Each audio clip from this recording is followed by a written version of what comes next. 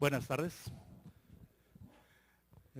Bueno, tengo el gusto de darle la bienvenida a una empresa, Tata Consultas y Services, quien nos está apoyando a hacer una conferencia de un tema muy importante para nuestra carrera de Ingeniería Mecatrónica, de robótica y sistemas cognitivos. Bueno, les damos la cordial bienvenida, espero que sea pues el inicio de alguna colaboración o de alguna relación entre la empresa y nosotros. Y pues bueno, los dejo para presentar al profesor Roshy.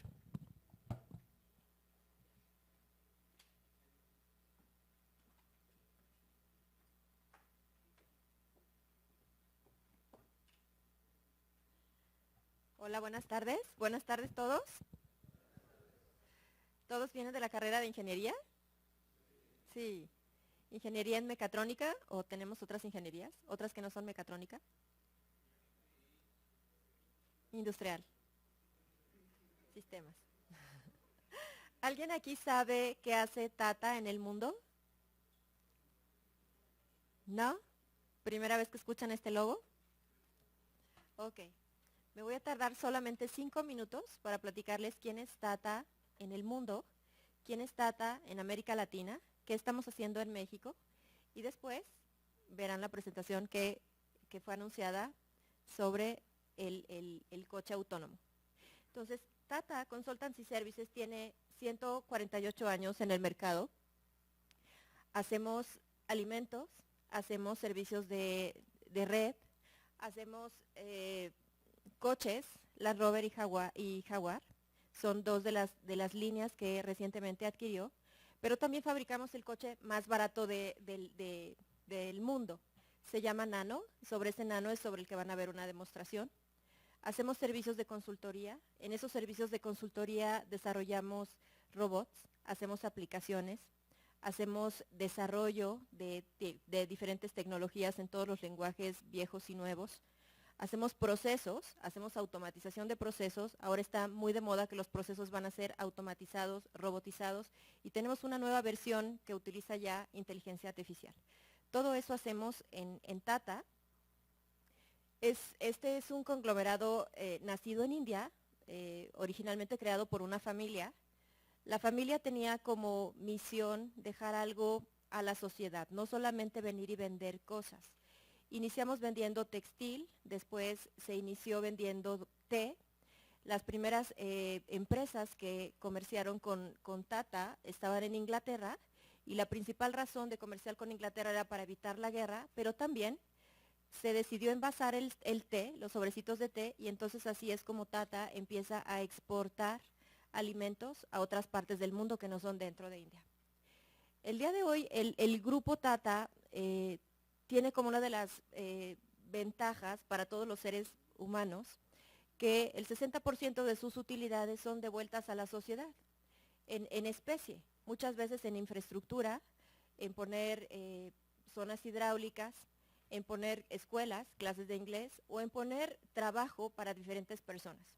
Recientemente, el año pasado, se abrió un centro de desarrollo donde se hace manufactura de procesos repetitivos, solamente para mujeres en Arabia Saudita.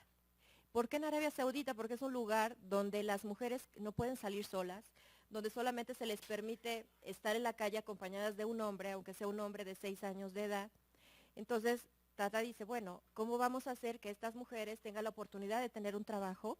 Entonces decide hacer un centro de delivery donde solamente trabajan mujeres. Y así como eso, en el mundo puede haber muchos ejemplos de se plantan árboles y trabaja con todo lo que es tecnología sustentable. En América Latina tenemos prácticamente 14 años, empezamos a operar desde 2012, tenemos presencia en 8 países, tenemos muchos centros de desarrollo, los más grandes en México. Para que ustedes tengan una idea, el centro más grande de desarrollo después de India está ubicado aquí en México, en la zona de Guadalajara.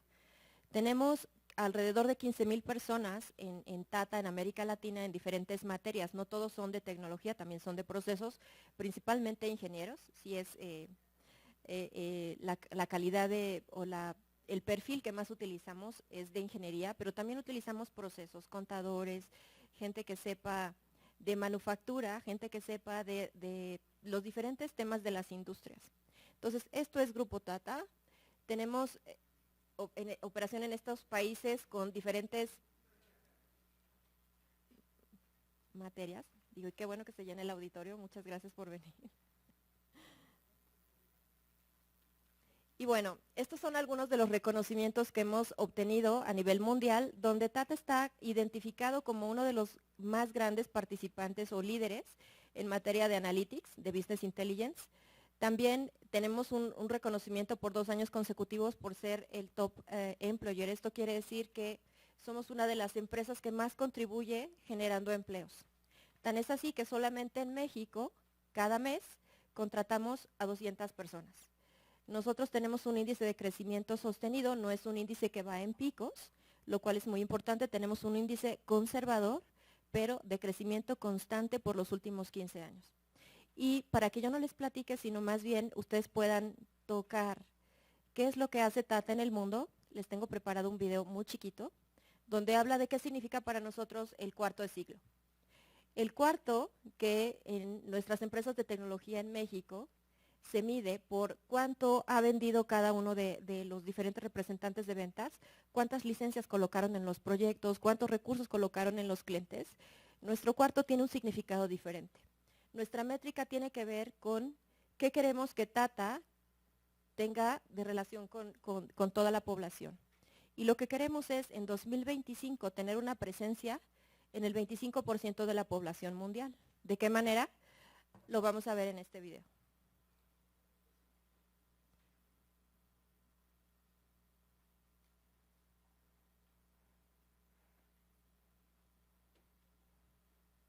Video otra vez.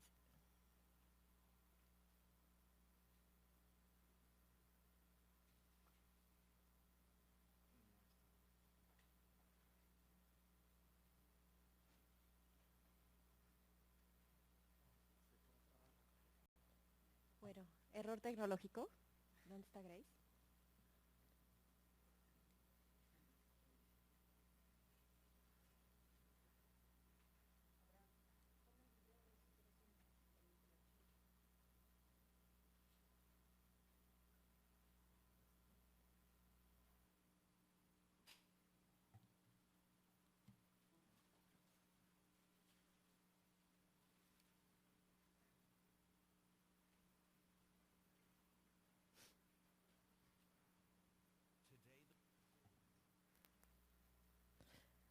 Ahí está.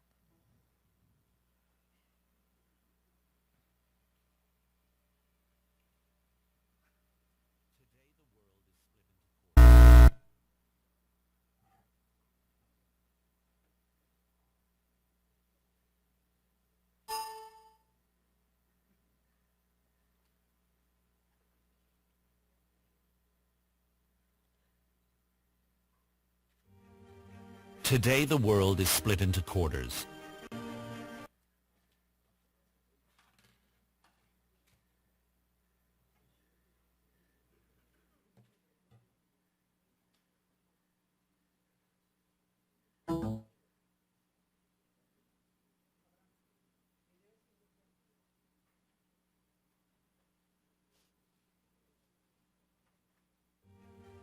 Today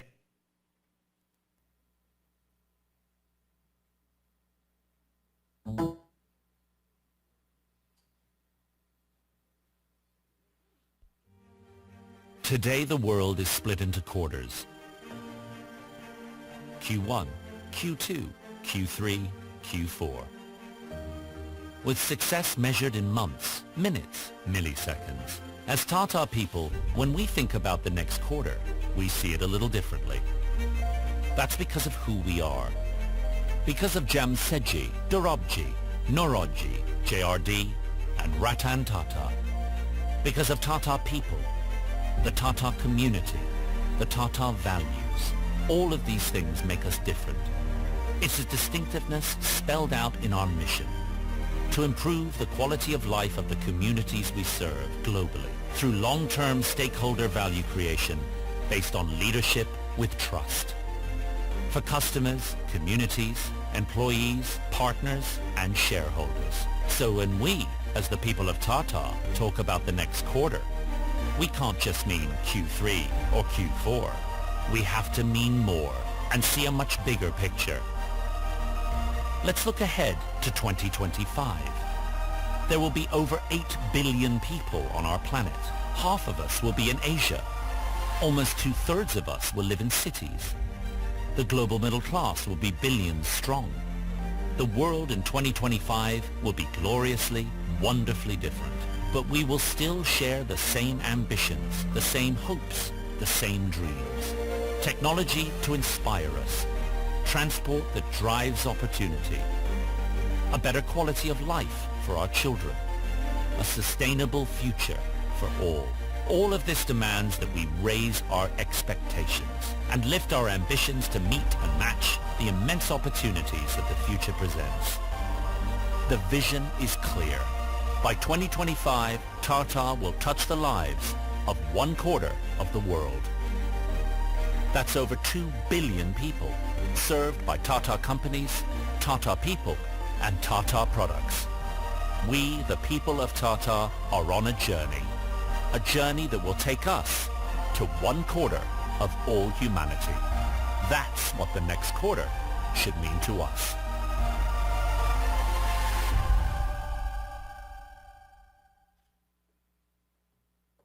Bueno, aquí pudieron ver una pequeña idea de qué hace Tata en el mundo. Hace hoteles, aviones, muchísimas cosas.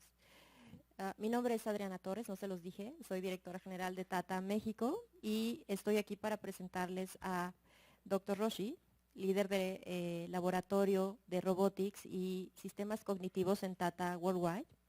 Les va a hacer una presentación súper interesante de cómo él ha desarrollado la tecnología de autos autónomos.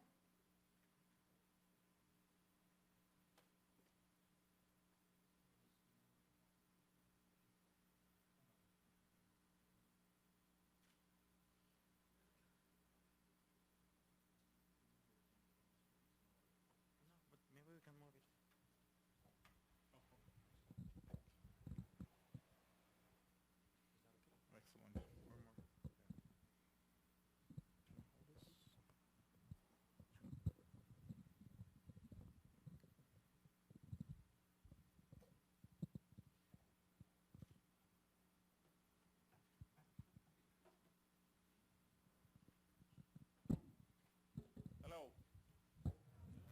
Good afternoon. Just need to find a socket for this.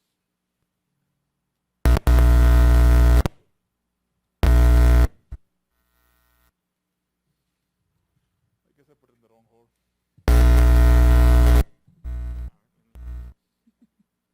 It's fine.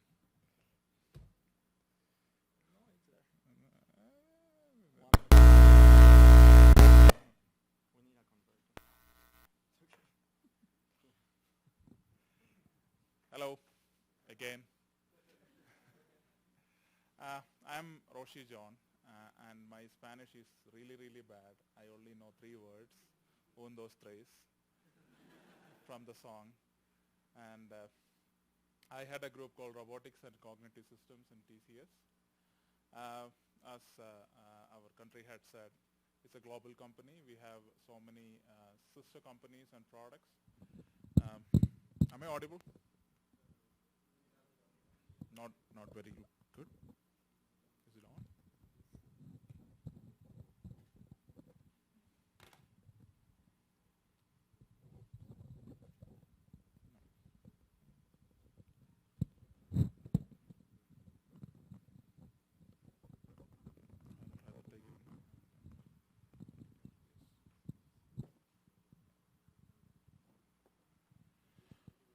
Yeah, that'll be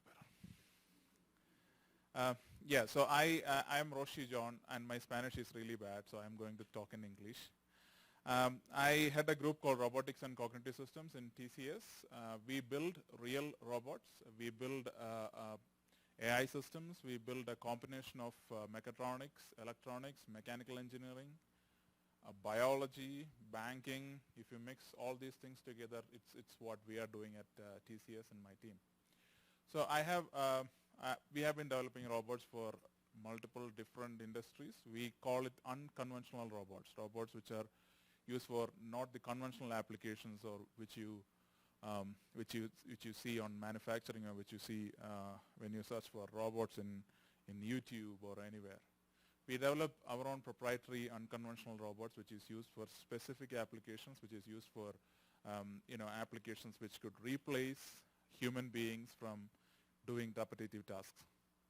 So here I'm going to show about one of my life's experiences, something which I've been working on for so many, around 5-6 years now, on an experience which I had,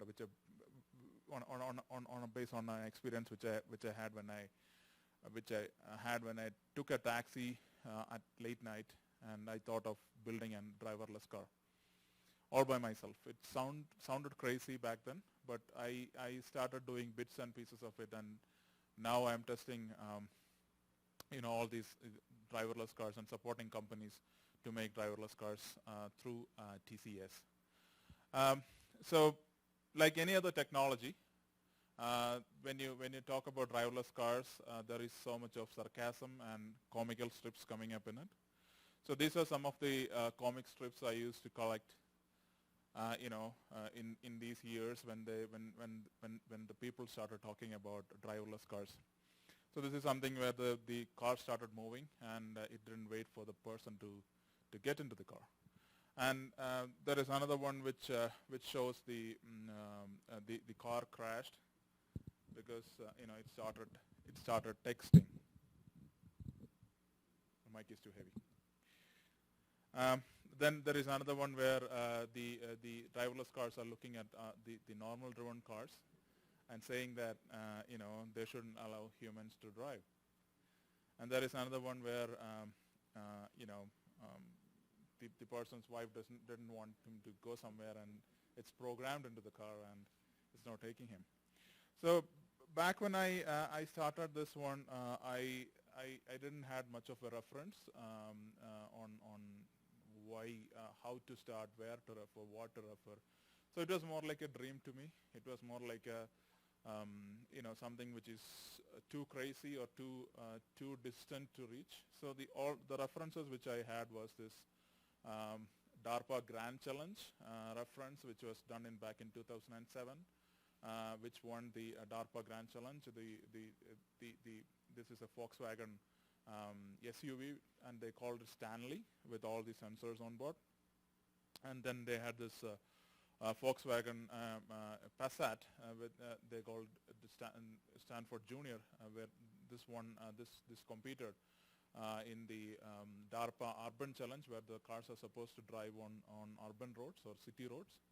Then there are like small startups coming up, and there was this startup which was finally acquired by Google back in 2010, and that formed the Google driverless car project, which they are still continuing. They have a fleet of cars where they are trying to improve the technology and doing several hours of maybe millions of hours of testing.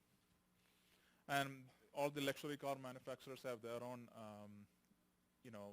driverless car project. Audi has one, Mercedes has one, BMW has one, Toyota. Everybody is starting the driverless cars project. So why did I start the driverless car project? So why did I even think about a driverless car project? And as an individual, I was not a part of a university. I was just working in a company which built robots, as one of their products. I was traveling from. I used to have a lot of travel back in that company, the previous company before I joined Tata's. I had one time I had this late night flight, and I had to go home, which my home was around 50 kilometers away from the airport. and I had to get a taxi to go home, and it was like 3 or maybe 2 in the morning, and it was like the driver was so sleepy, and I could actually when I hired the taxi, I could see his eyes were red, and he was like really tired. But he really wanted to take the drive because he wanted to earn a little bit of more money, so that he can earn, or maybe he can support his family or whatever it is. So you might have seen like all the cab drivers, the new generation cars have a alarm system. Even if you're not wearing the seatbelt, it shows an alarm on the dashboard, or maybe it makes a sound. So what the drivers used to do is like they pull out the seatbelts and they buckle it behind their through the seat, and so that they don't have to wear it all the time, and the cars doesn't make these alarms. And I was watching him, and he was so tired, and he was dozing off, and the car is like wobbling around, and at one point he almost hit a divider. And I told him, this is it, stop the vehicle. So I made him, even though I didn't have a taxi driving license, I had a normal license.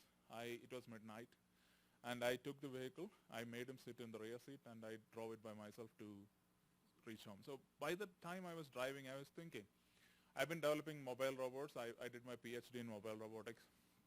I've been developing mobile robots for consumer applications and a lot of industries.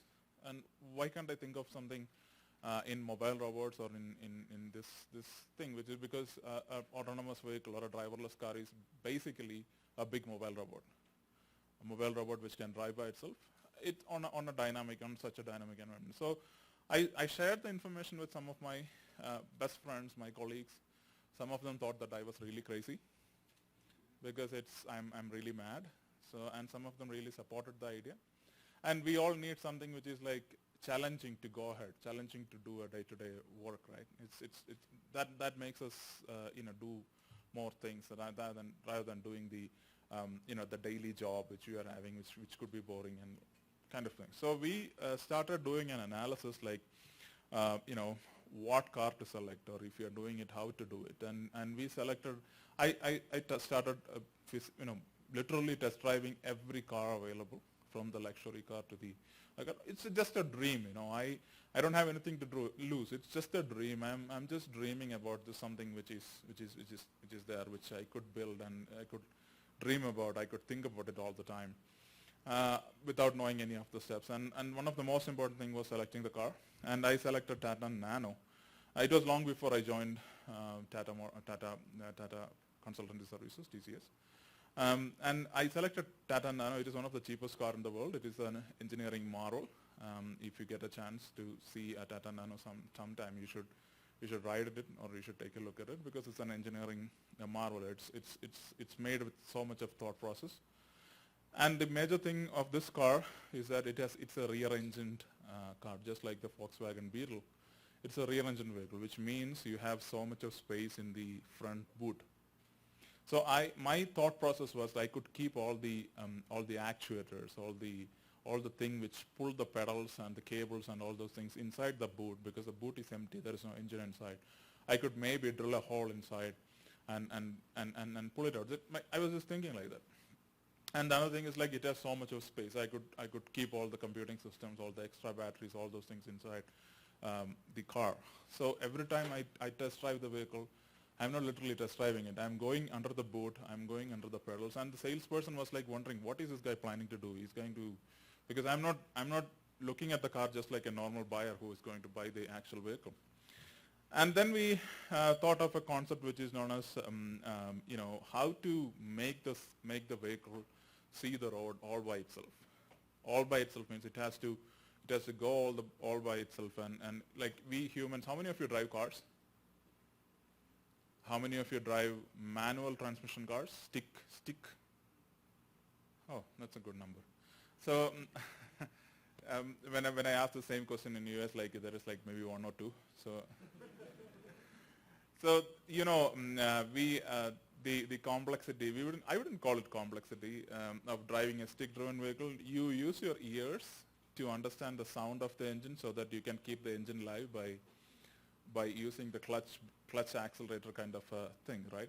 So Tata Nano is was a manual transmission vehicle. Now they have automatic transmission. Recently they have released it. And another thing is like we humans are like really complex organisms or complex systems which could use our eyes and our ears and our legs and drive a car. So when we don't need any distance measurement sensors. We don't have to, we have our stereoscopic eyes which could tell, okay, what is the distance with the nearest object, or we have all those information which we are capturing.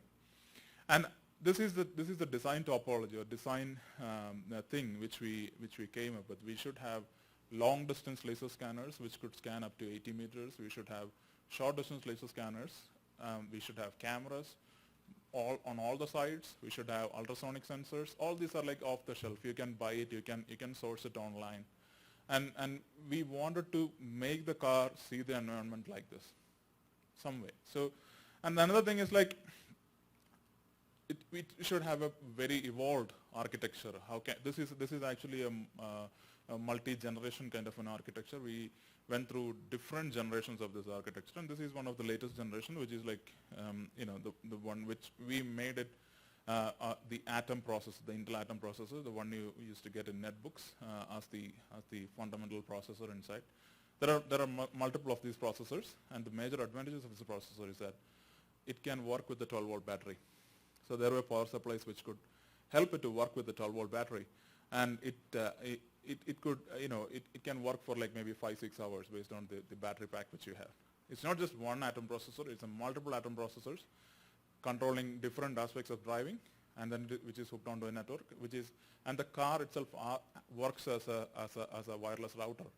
So you can connect a laptop externally and see what is happening and grab all information and maybe control the vehicle from externally, or maybe see without being sitting inside. And we had all these sensors which could capture all the information. So this is the architecture which we fundamentally thought, which could make the car visualize the whole area. It had cameras, it had pedal robots and steering robots which could turn the steering and which could press the pedals. And there is a GPS, compass, inertial measurement units, wheel velocity sensors, which is basically on encoders which you can find. And the major thing is like fusing all the data which you are getting onto a point cloud, onto a system where we can tell the vehicle, okay, this is a place which you should drive, and this is a place that you shouldn't drive. How to distinguish between dynamic obstacles and static obstacles, and how to model or how to predict the motion patterns of everything on the road. If you have people around, or if you have a vehicle around, if there is somebody who is crossing the road, we should be able to model the motion pattern. So it's an evolving kind of an architecture. It's an evolving kind of, it's a learning algorithm which learns all these things together. And the most important thing was the automated manual transmission control. We didn't have automatic transmission, so we had to make an automatic transmission with electronics. So that's what we initially did. We did DSP processors. We used DSP processors, and which could read the engine data, which could see what is the speed at which the engine ran, and we had to make the vehicle start moving without the engine getting stopped. So it's based on Kalman filters. You can write your own algorithms. It's fun to do. It's difficult to tune it, but it's so much fun to do that we were doing it for some time, and we had so many other subsystems, and we had an external monitoring system which could connect to the vehicle and see without connecting any wires and all. If you see a driverless car project, it's going to be very expensive affair because the sensors are very, very expensive. So we started with a concept called digital manufacturing. Now it's called digital manufacturing. Earlier it was known as simulation-based product development. I've been doing it for almost all my projects, where we simulate, or where we have visual 3D simulators which could simulate the complete information or simulate the complete data inside a complete simulator. And the core algorithms, the driving algorithms will be will be created in one computer, and the simulation will work in another computer, and these two computers connected through TCP/IP network. It is made in such a way that the driving algorithms think that it lives in a real vehicle. There's no virtuality in it. And we made it in such a way that I thought someday if I could afford a car or afford a sensor or afford any of these things, I could actually go ahead and replace the simulation visualizer with the car, which is on much more detailed information. Like I'll be replacing only this part with the car. The rest of the things are remaining constant. It works in normal computers or maybe workstations or maybe Atom processors. We had different types of hardware which came along with it. I mean, which we tried to research. The major problem was like power supply, because it's going to be a battery powered system. It has to be kept inside the vehicle. So I cannot have like multiple conversions, like maybe 12 volt to 230 volt, then 230 volt to the power supply to the computer. So it's going to have so much of losses.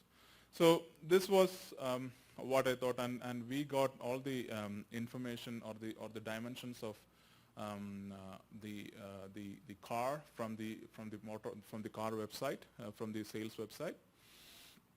We recreated all the sensors. These are some sensors from a company called SICK. They make precision sensors for industrial applications. What it does is like it gives precise information of all the things around 480 degrees. There are multiple types of it. There are 4-meter ones, there are 80-meter ones, and with the different type of interfaces like RS-232 or maybe Ethernet or whatever it is. So we could completely recreate the whole sensor inside the simulator, and it works like the actual sensor, and the software sees it like the actual sensor. So one day we thought we could completely recreate, and we have been trying and testing multiple simulation, multiple road scenarios, multiple simulation scenarios. We created a complete city inside the simulator with drivable roads and non-drivable roads, where we can drag the vehicle in and we can make it drive.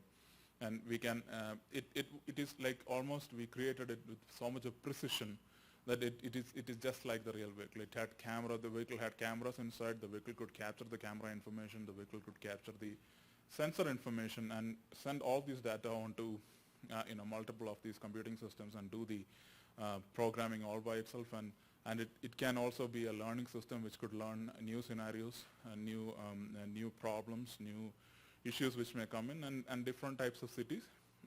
We almost tried almost every possible problems which we may face during the development.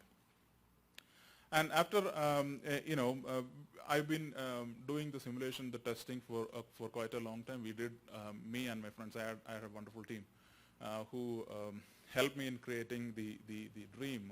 On we worked in weekends and our spare times and our late nights, and it is something which really help us drive and push it forward. And I was so confident that this is going to work. I had so much of confidence, like maybe I had 80% or 85% confidence that this is going to work. And it is going to be a personal project, so I had to have funding approval to go ahead with the next stage, because I found that I had so many patents, and I was getting royalty from the patents, and I had to get a funding approval to go ahead, and I had to ask my boss about the funding approval. It was really tough to get it, because with that much of money we could buy maybe some real estate or maybe a villa or something.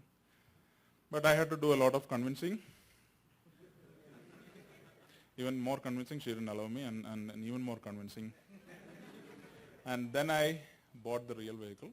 She allowed me to do it, thanks to her. We used all the off-the-shelf systems, cameras, which you could buy from eBay.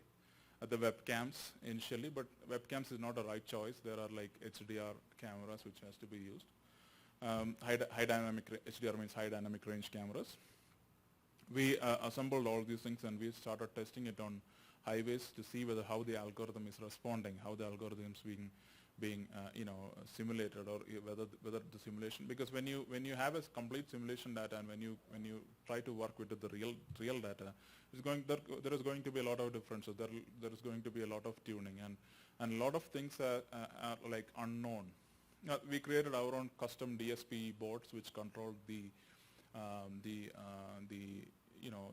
brake, accelerator, and all those things. So these are based out of DSP processors, and we made our own TCP/IP network inside the vehicle, which could communicate between all these systems. And the main reason why I use TCP/IP is that we can use a lot of off-the-shelf components like routers, switches, which you can buy from any computer shop. We create our own vision systems out of OmniVision cameras, which you can again, they have samples program where you can get all these cameras. If you request from your university address or maybe university email, they will send you these samples where you can assemble it and make your own make it run your own algorithms. We create a lot of hardware.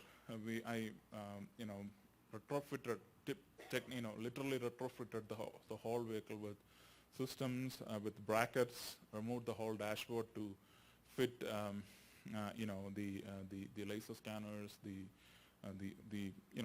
the whole thing. The whole vehicle was modified and made it similar to what we did on the simulator, on how we did on the simulator. I imported all these laser scanners. This is called SICK, and I got a call from the Customs Commissioner's office one day, and I was at work, and he was asking me, why is this called SICK? I said, the name of the thing is SICK. No, you cannot say that. I said, it's the name, I can show you the website. No, that wouldn't work. You give us a 2-page explanation or maybe a 5-page explanation which says that SICK doesn't make people sick. So he gave me 2 big sheets of paper, and he didn't even give me a chair to sit, so I had to stand there leaning on his table to write this thing.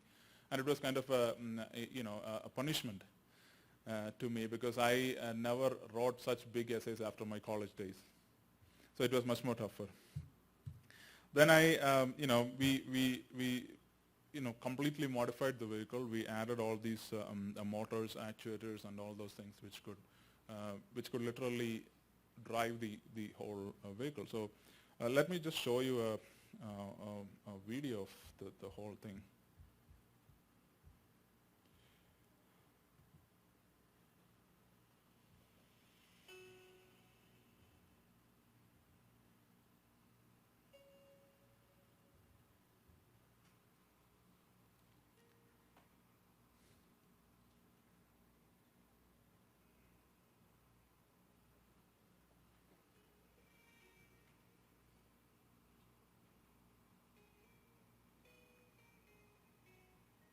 Do you use robot simulators here? Robot simulators? Simulation? Do you use simulation at all?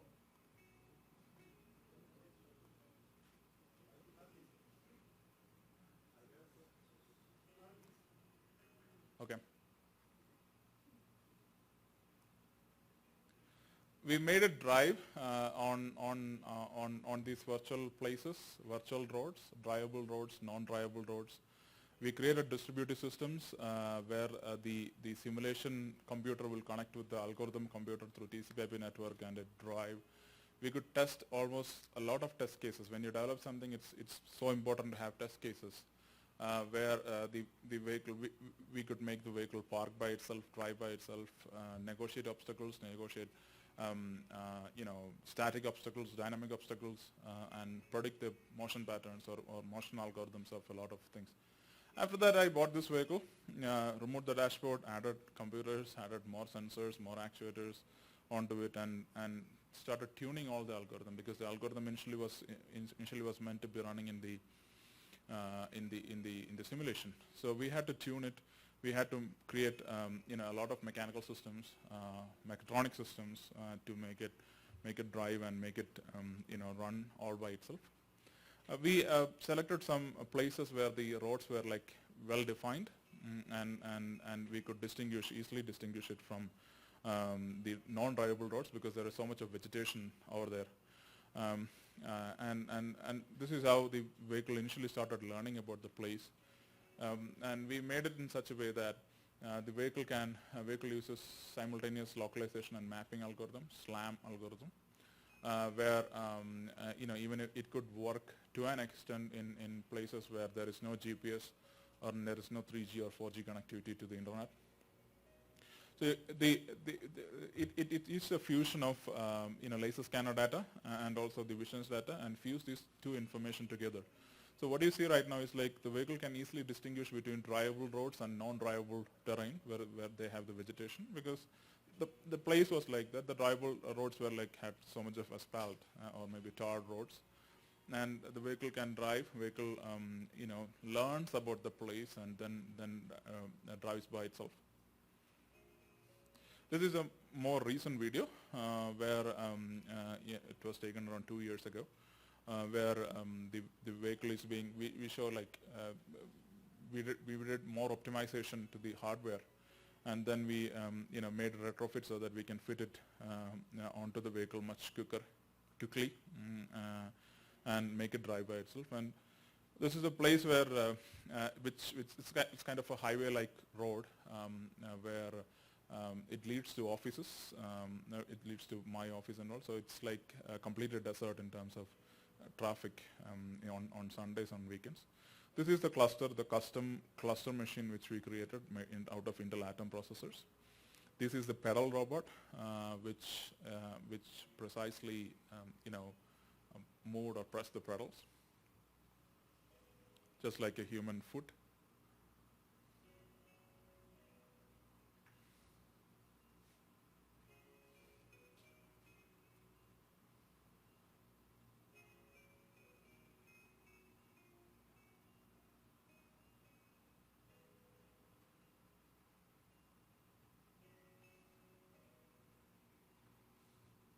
That's a sealed lead acid 12-volt battery, which we use to power up the whole system. And this is how the pedal robots functioned. We had feedbacks, we had encoders and potentiometers to know the feedback and precise angle of all these things. This is the steering motor, which connected to the steering through a sprocket and chain. This is the computing system, which is placed on the rear of the vehicle, which control the whole, it's a kind of a cluster.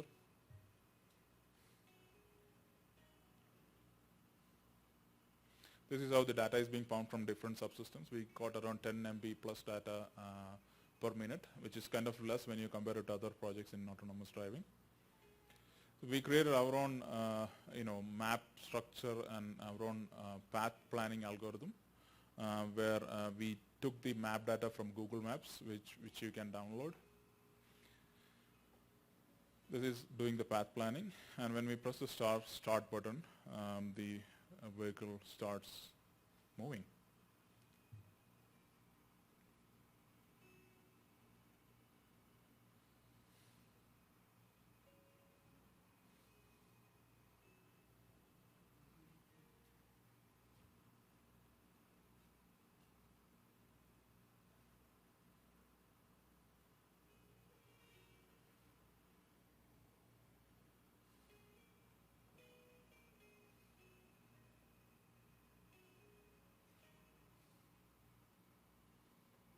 There are a lot of open source algorithms for a lane departure warning system. You call it LDWS, and forward collision warning system FCWS, which could which you could reuse for maybe your project or maybe something which you find interesting. Which is basically there are implementations with OpenCV as well, which you can have a look at it.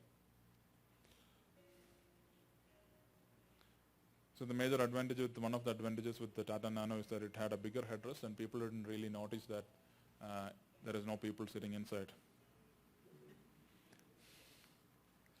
So at some point in your life, you have to really trust your software.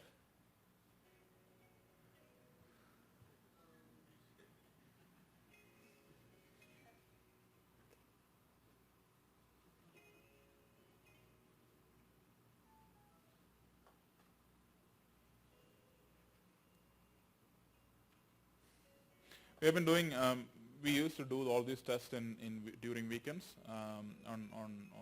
usually on weekends. And we used to get a lot of surprises, and this is one of the sequences which we got surprised. Like, it was trying to take a U-turn, and suddenly a vehicle came from nowhere, all of a sudden, and luckily the algorithm identified it. So that helps in, like, the simulation-based development would have would take care of all those things. So once when the vehicle moved out of the horizon, the car started moving ahead.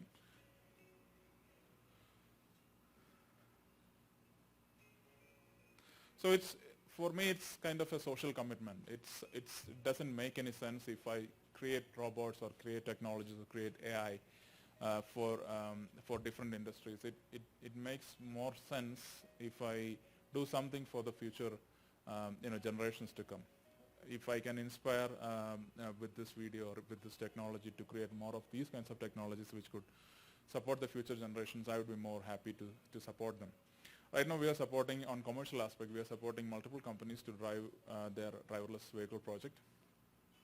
The bigger trucks we are trying to convert to driverless vehicles. We are trying to, even though I am driving, you can see that I'm a bit nervous in the video.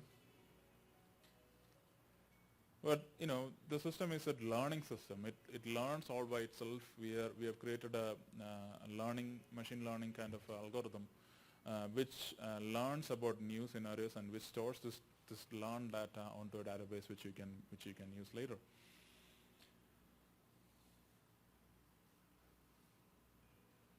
So it's how we added, how we mix, or how we made a convergence of multiple technologies all together.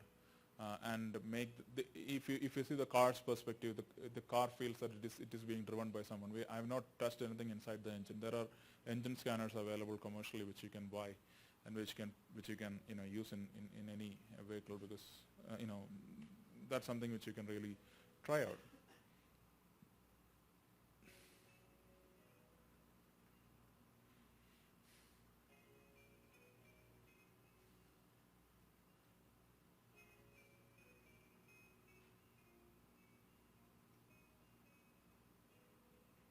So I made safety very, the most important thing. So I made people sit with remote controls to do abrupt emergency stopping. There are multiple, redundant systems. If any of this software crashed, we could stop the vehicle externally or being internally, which is not even connected to any of the, subsystems.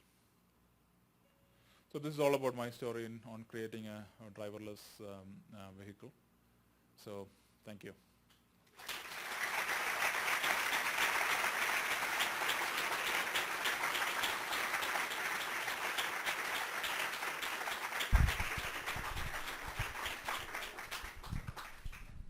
Okay, thank you very much for this very interesting conference.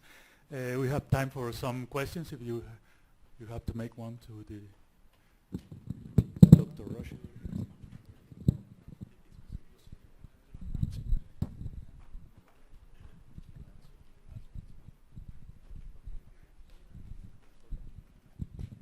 Hello, I'm Rafael. And how recent was that prototype made of? I didn't get you. Can you please? From when is that video? Oh, since 2011 onwards, we started working on the prototype. This is one of the oldest prototype which I have. I have right now testing with multiple newer vehicles, 4 different vehicles which are being tested on driverless technology. So yeah. Okay, and for that prototype, how much time does it take to set up the whole hardware? It took around 6 months to set up the hardware and then we had to tune it because it's a manual transmission vehicle. So tuning the Kalman filter and the other recursive filter based algorithm to make it automatic transmission was the toughest task. But and then we started making it drive by itself. Okay, and how much time does it take to process the whole route that for the experiment? If you're asking for the frame rates, it's like it gave around 15 to 20 frames per second, that's how we calculate the overall frame in which we are trying to improve it with much more faster processors. And finally, what was the limited speed? We put the limit as 40 kmph for safety reasons because we had low-range laser scanners which was 4 meters scanners. So if the rest of the system didn't detect an obstacle, if you apply emergency brake, 4 meters is what we required. So we limited it for 40 kilometers per hour. Thank you. Hello there. First of all, I love the idea of replacing human with robots. I think it's a very great idea. Thank you. Now you're replacing drivers. What's the next people you would be replacing with autonomous robots? I wouldn't make it that way. I would make it. I would say it as a much of um, um, a system which could support human beings. If you don't want to drive, I am a person who loves to drive. I drive manual transmission cars. So it's a complementing technology. It will it can take the control of the vehicle if an accident is going to happen, or if the driver is so tired or maybe drunk. So it is not seen as something which replaces the people or maybe make them jobless or anything. No. I didn't mean like that. It's like if you can't drive yourself, for example, if you can't hire somebody to get like your kid, so your kid can get inside an autonomous vehicle and can drive you safely home. But I was asking, what would be the next, thing we are working on multiple technologies which replaces human being. The repetitive jobs, the kind of repetitive jobs, maybe like testing, or maybe like large industrial cleaning, or industrial process, which is still managed by human beings. So that's the replacing repetitive jobs is what we are doing.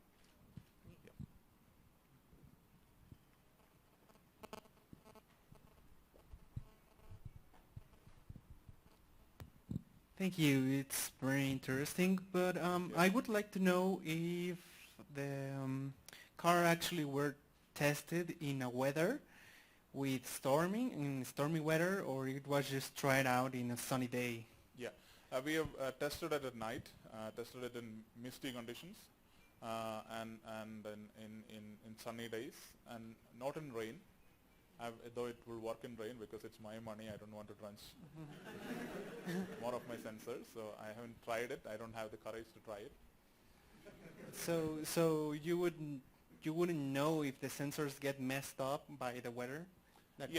Actually the sensors have a built-in correction algorithms to work in rainy conditions. It will work, so I have not trusted it that way. Oh, okay. Thank you.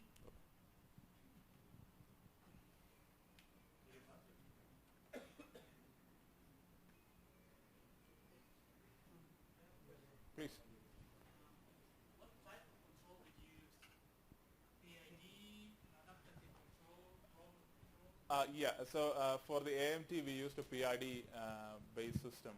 So we used even a DS for the earlier generations. We used PID, and we created abstraction layers over it, which made it much more adaptive to conditions. And for the driving algorithms, we use more of a learning system. It's more of a machine learning kind of an algorithm, which we used different types of simultaneous localization and mapping. We tried it. We are trying to implement the deep learning onto it, but the hardware which we are using right now doesn't support deep learning. So it's a matter of time when we get much more robust or much more powerful computers, which can be powered using, we are testing some of these concepts right now, which can be powered using batteries. So yes, so thank you. ¿Alguna otra pregunta?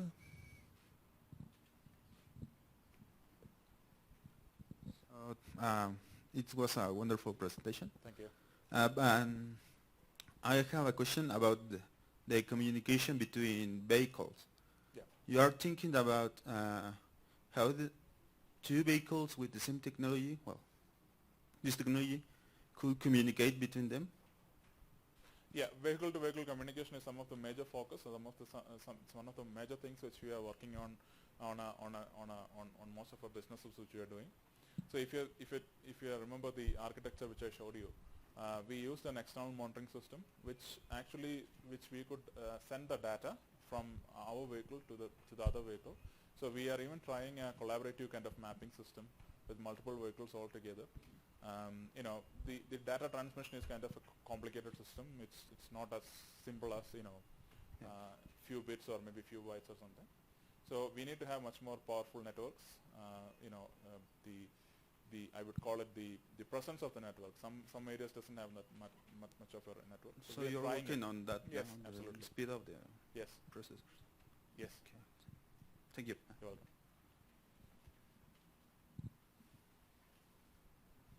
No more questions? Yes, please. He can be loud. It's okay. Have you thought about using this idea on an electric car? Yes, it's much more easier to use this idea on an electric vehicle because even though the software which makes an electric car work is complicated, it's mechanically much more simple. What we typically does is using a potentiometer to move the, to increase the speed of it. Yes, we have tried it, and there is like very less electric vehicles on our disposal at India. What we are trying to do is right now is like trying to automate trucks, bigger vehicles. So the highways becomes much more safer. So that's the whole point.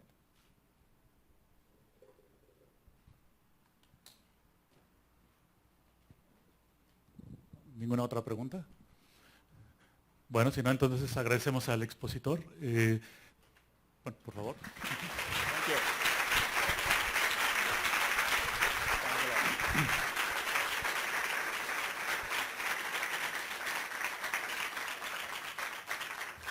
Bueno, nada más para terminar, pues agradecemos a Tata Consultancy Services por su presencia aquí, también a la gente de la DGTIC que nos apoyó pues con la parte de la organización del evento, de la transmisión en vivo de la conferencia.